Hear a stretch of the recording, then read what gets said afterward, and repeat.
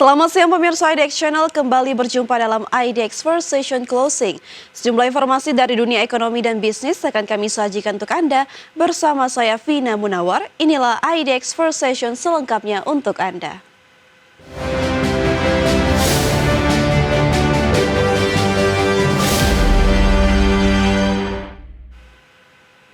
Kita ke informasi pertama pemirsa. Kejaksaan Agung bersama Kementerian Desa dan Pembangunan Daerah Tertinggal meluncurkan program Jaksa Garda Desa untuk kemandirian pangan di Kabupaten Tangerang, Banten. Program ini merupakan upaya mewujudkan ketahanan pangan dan menjadikan desa sebagai subjek pembangunan.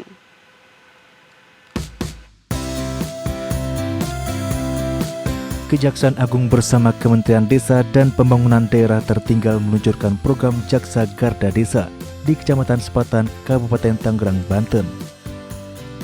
Program ini ditandai dengan penanaman bibit bawang dan cabai dengan menerapkan pola tanam inovatif berbasis teknologi di lahan seluas 15.000 meter persegi di Desa Sarakan, Kecamatan Sepatan, Kabupaten Tangerang, Banten.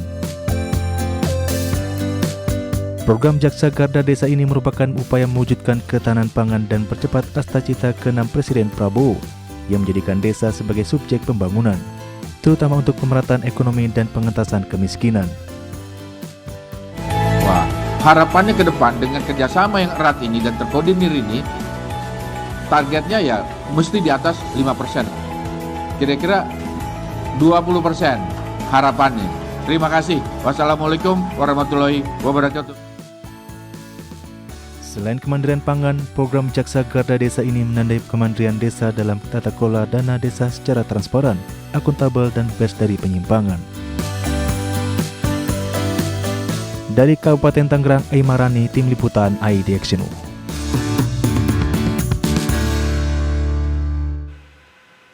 Wakil Menteri Pertanian Sudaryono menekankan pentingnya memperkuat produksi pertanian nasional guna mencapai swasembada, ketahanan, dan kedaulatan pangan.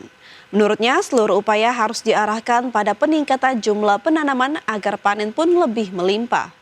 Sudaryono menegaskan bahwa inti dari ketahanan dan swasembada pangan adalah menanam sebanyak dan sesering mungkin. Menurutnya, produksi pangan yang berlimpah hanya bisa tercapai jika petani memiliki akses terhadap bibit unggul, teknologi pertanian, serta dukungan riset dan inovasi. Ia juga menyebut bahwa peningkatan produktivitas tidak hanya berlaku untuk tanaman pangan, tapi juga komoditas seperti kelapa, kakao, kopi, dan coklat. Penelitian terhadap bibit unggul harus dilanjutkan dan hasilnya harus diimplementasikan. Tadi disampaikan Pak Menteri, sebetulnya kedaulatan, ketahanan, dan swasembada itu intinya harus menanam. Nanam banyak, panen banyak. Nanam lebih sering, panennya lebih sering. Maka tidak bisa kita berwacana saja. Inti dari mencapai swasembada, ketahanan, dan kedaulatan tadi adalah bagaimana kita memproduksi pangan kita sebanyak-banyaknya. Dengan cara panen lebih banyak, kalau panen lebih banyak maka nanam kita harus lebih banyak. Ya pemirsa, Lembaga Pangan Dunia atau Food and Agriculture Organization memproyeksikan produksi beras Indonesia akan mencapai 35,6 juta ton pada musim tanam 2025-2026. Produksi Indonesia diperkirakan naik 4,5% dibandingkan musim sebelumnya yang sebesar 34 juta ton. Lembaga Pangan Dunia atau Food and Agriculture Organization memprediksikan produksi beras Indonesia akan mencapai 35,6 juta ton pada musim tanam 2025 hingga 2026. Produksi Indonesia diperkirakan naik 4,5% dibandingkan musim sebelumnya yang sebesar 34 juta ton. Dalam laporan tersebut, FAO menempatkan Indonesia sebagai produsen beras terbesar keempat di dunia, serta Tiongkok, India, dan Bangladesh. Kenaikan ini menandai pemulihan signifikan yang dilakukan pemerintah setelah sempat mengalami penurunan pada 2024-2025. Adapun Badan Pusat Statistik memproyeksikan produksi beras sepanjang Januari hingga April 2025 mencapai 13,95 juta ton. Angka ini diproyeksikan menjadi yang tertinggi selama 7 tahun terakhir. Berbagai sumber untuk IDX. Asosiasi Pertekstilan Indonesia menilai konflik geopolitik di Timur Tengah yang juga melibatkan Amerika Serikat berpotensi membawa dampak bagi kinerja industri tekstil nasional, khususnya dari sisi ekspor.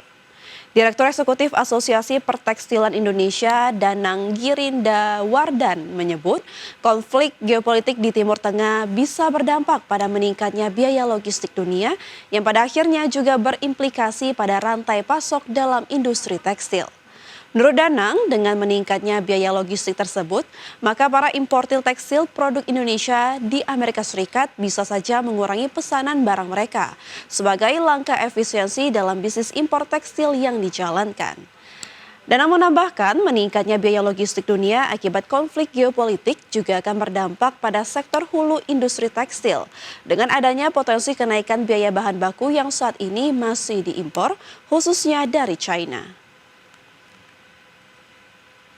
Kalau Amerika benar-benar terlibat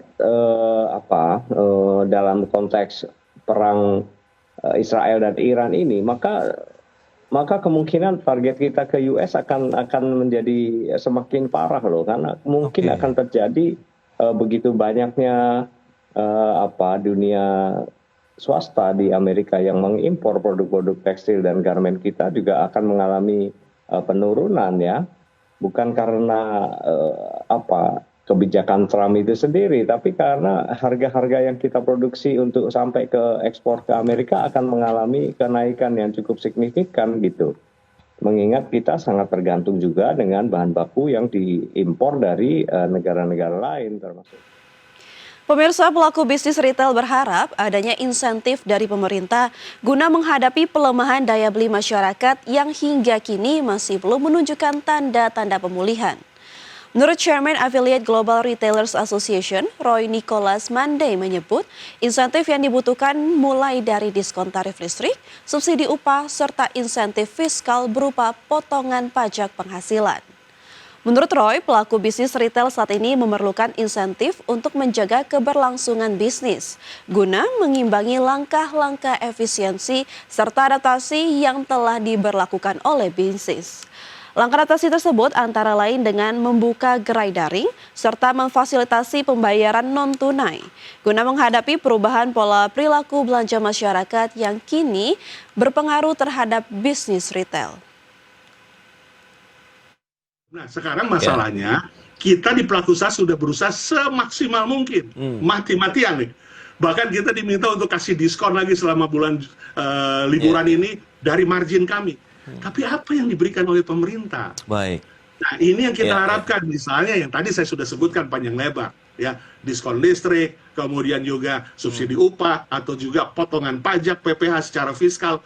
Nah, ini yang diidam-idamkan oleh kita pelaku usaha sebagai yang langsung berhubungan dengan masyarakat di hadapan daya beli yang memang masih melemah dan yang harus ditingkatkan oleh pemerintah. Pemirsa, kami akan kembali dengan informasi menarik lainnya. Tetaplah bersama kami di IDX First Session Closing.